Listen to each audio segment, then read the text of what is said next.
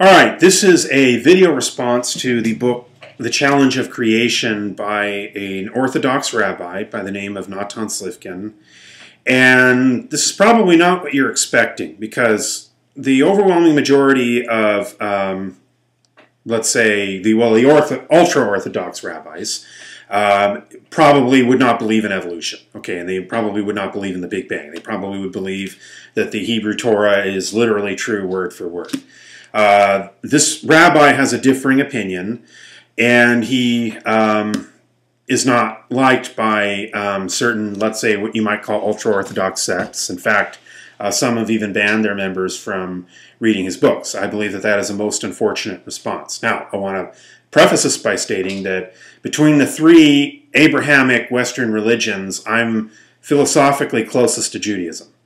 It is the one that inspires me the most, particularly its ethical tradition and its tradition of intellectual debate, and also the way in which the Jewish people have resisted persecution for thousands of years and remained true to human dignity. So, in no way, shape, or form, in fact, anytime there's an anti-Semitic or racist comment on this channel, it goes bye-bye.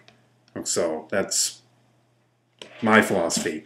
I've lost members because they wanted to be able to spam this channel with anything they want. Not me, baby, not me. So this is going to be a book, this is going to be a video presentation that has the ultimate respect for the Jewish world and the Orthodox Jewish world. However, I believe that it's a big mistake when the people that the Western world has relied upon to as what the Bible refers to as a light among the nations, would resort to banning a book. I just don't. I think it's better to discuss the book, and discuss it I shall. I am partial towards this book. I think it is a good book. I would hold it up as a model of intelligent debate in a very polarized world between secular and religious. In the Western world, the secular-religious divide, Israel is, at this point part of the Western world. Some of the ultra-Orthodox Israelis might not want it to be, but it is.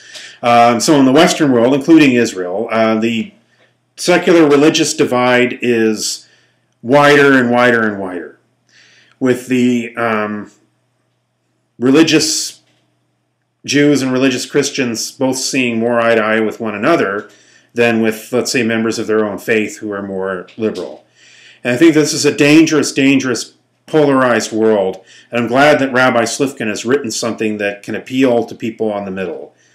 Particularly, his intended audience would be Orthodox members of his faith who doubt their own faith because they believe in evolution or believe in the Big Bang, and are wondering how they can reconcile the two. He does not intend it for those who are literal creationists, word-for-word creationists. He says to them, don't read the book. It's not for you. It also looks like he may not have written it for the more conservative or reformed Jews either. He seems to have written it for, again, people in the middle, Orthodox people who are, you might call, modern Orthodox. And so again, he's a shining example of why I'm philosophically closer to Judaism than I am to pretty much all the other Abrahamic religions, precisely because of scholarship like his. Now, the idea that you can believe in God and believe in an evolutionary process is not novel. I would argue that most of the early scientists also believed in the concept of God. Even the kind of deists, Benjamin Franklin, Thomas Jefferson, believed in some kind of concept of God. Now, it wasn't the Abrahamic concept, it wasn't the Christian Bible, but it was a concept of a God who created the universe. Darwin himself mentioned the deity in kind of classic deist terms. Might have been his wife nudging him to do that, I don't know. But so that's not such a novel idea, and I don't think that Rabbi Slifkin that's really the most novel aspect of his book.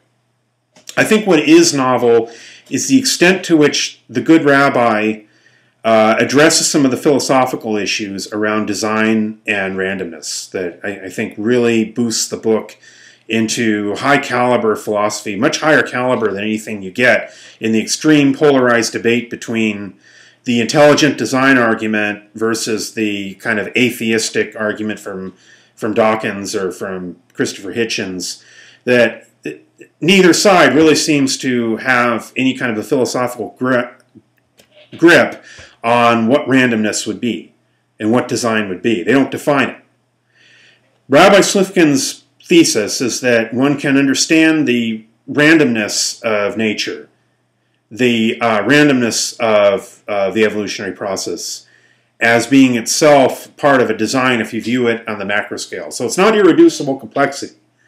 It isn't the idea that some events can never be boiled down to simple explanations. He accepts reducible complexity. He accepts the idea that you can break the universe into parts and study them, but he believes that in the larger picture, those various parts will come together towards a greater cosmic plan. And I think that it's interesting that he would even look at the argument of how the eye is not perfect. You know, the idea of the eye. Well, the eye, you know, some will dispute the idea that the eye is designed because the eye is not perfect.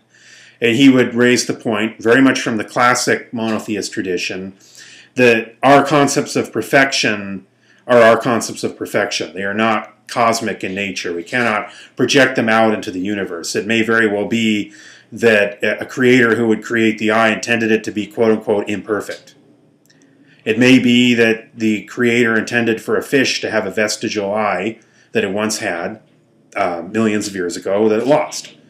It may also be that, I mean, even if you were to follow a 6,000-year-old model, which, you know, obviously neither the rabbi nor I would, but even if you were,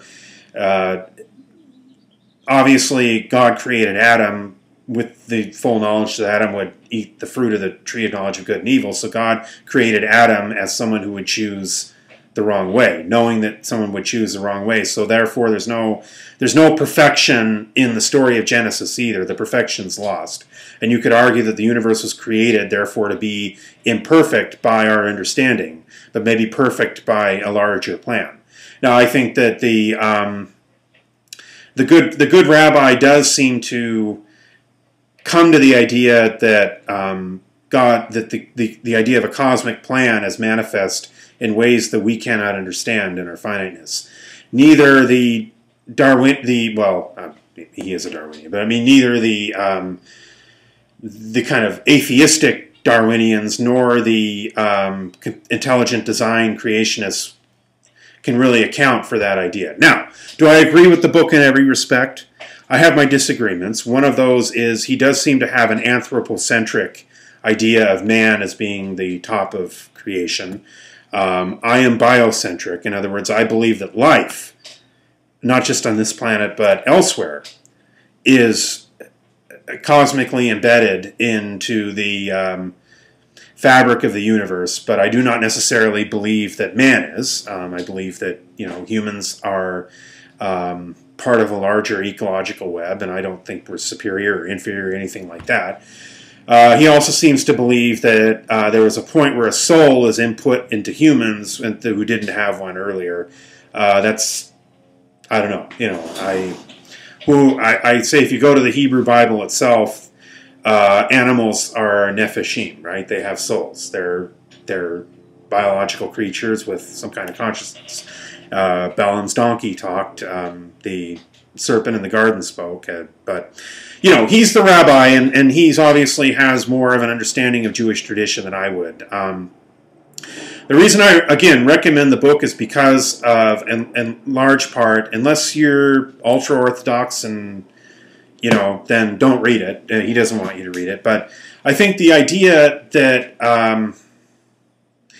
the idea of delving into Maimonides and the idea of delving into a complex philosophical look at just what religion would mean, and not just the idea that religion and science are compatible, not just the idea that creation and evolution are compatible, but actually getting into philosophical questions around just what evolution would mean. And, well, on that point, Maybe I'll make a part 2. Hold on.